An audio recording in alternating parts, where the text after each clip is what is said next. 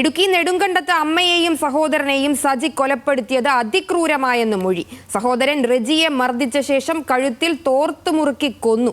മേരിക്കുട്ടിയെ കൊന്നത് മുഖത്തിടിച്ചും കയ്യിൽ പിടിച്ച് കറക്കി ഭിത്തിയിലേക്ക് എറിഞ്ഞുമെന്ന് പ്രതി പോലീസിനോട് പറഞ്ഞു. പ്രതിയെ കോടതിയിൽ ഹാജരാക്കി റിമാൻഡ് ചെയ്തു.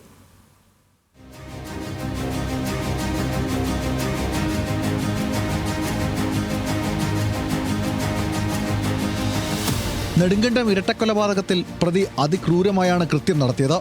സഹോദരൻ റെജിയെ കഴുത്തിൽ തോർത്തു മുറുക്കിയാണ് കൊന്നത്.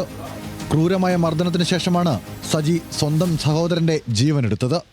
അമ്മ മേരിക്കുട്ടിയോടും ഒരു ദയയും സജി കാണിച്ചില്ല. മേരിക്കുട്ടിയെ മുഖത്തടിച്ചും കയ്യിൽ പിടിച്ച് കറക്കി ഭിത്തിയിലേക്ക് എറിഞ്ഞുമാണ് കൊന്നതെന്ന് പ്രതി പോലീസിനോട് പറഞ്ഞു.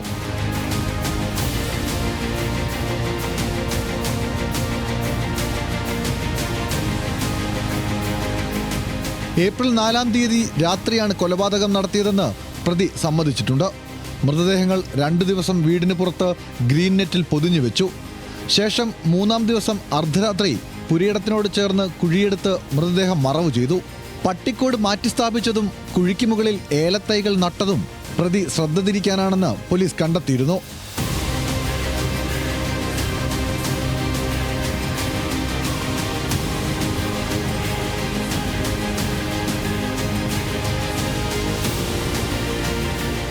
Nedumkandam judicial first class magistrate കോടതിയിൽ ഹാജരാക്കിയ പ്രതിയെ 14 ദിവസത്തേക്ക് റിമാൻഡ് ചെയ്തു.